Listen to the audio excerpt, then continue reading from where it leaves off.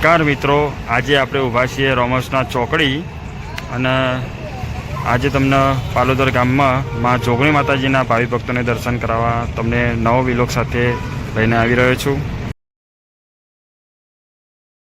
તો આ છે રામોસના ચોકડી અને રામોસના ચોકડીથી લગભગ 10 કિલોમીટરના અંતરે પાલોદર ધામ માં જોગણીનું ધામ આવેલું છે। તો ચાલો આપ સર્વ મિત્રોને માં જોગણી માતાજીના દર્શન કરાવડાવું।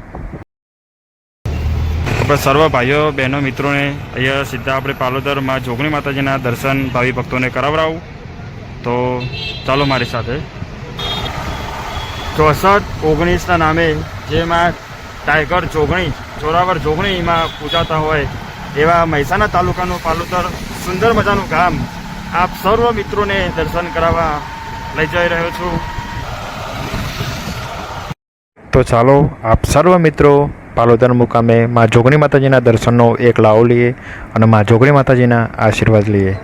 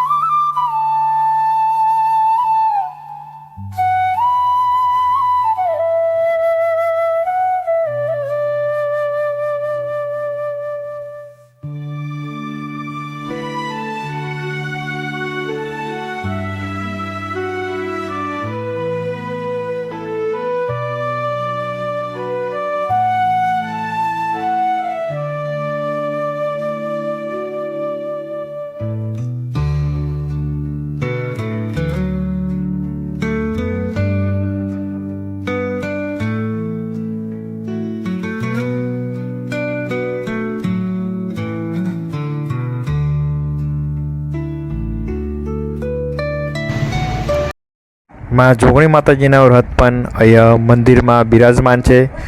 તો માં જોગણી માતાજીના રથના પણ આપણે દર્શન કરીએ। કહેવાય છે કે અહીંયા ચૈત્ર મહિનામાં માં જોગણી માતાનો મોટો વિશાળ મેળો પણ ભરાય છે અને માં જોગણી માતાજીના નામથી મહાકાળી માતાજીની સગડીઓ પણ નીકળે છે।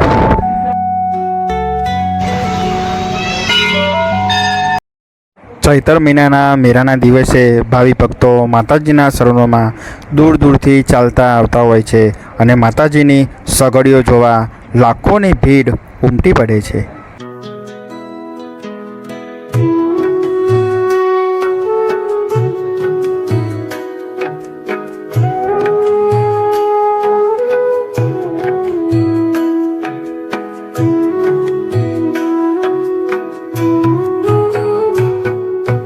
જોગણીનો દરબાર એટલે ભાઈ ભાઈ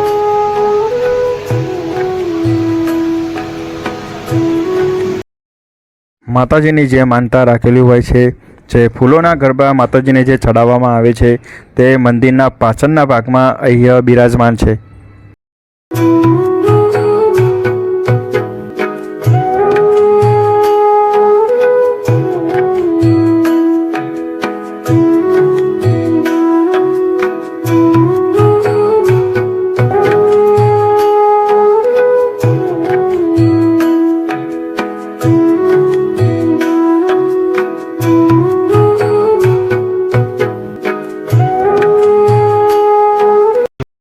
જોગણી માતાજીના બાજુના સાઈડના ભાગમાં જે 3000 વર્ષ જૂનું માં મલ્લઈ માતાજીનું મંદિર પણ અહીંયા બિરાજમાન છે। પ્રાચીન મંદિર માનવામાં આવે છે। આ મલ્લઈ માતાજીનું મંદિર છે જે 3000 વર્ષ જૂનું બિરાજમાન છે. મલ્લે માતાનું મંદિર 3000 વર્ષ જૂનું છે, પ્રાચીન મંદિર.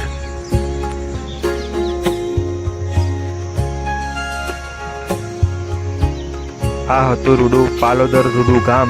ત્યાં સ્વાક્ષાત જોગણીમાં બિરાજમાન છે તે સુંદર મજાનું મહેસાણા તાલુકાનું પાલોદર રૂડુ ગામ. જય જોગણીમાં.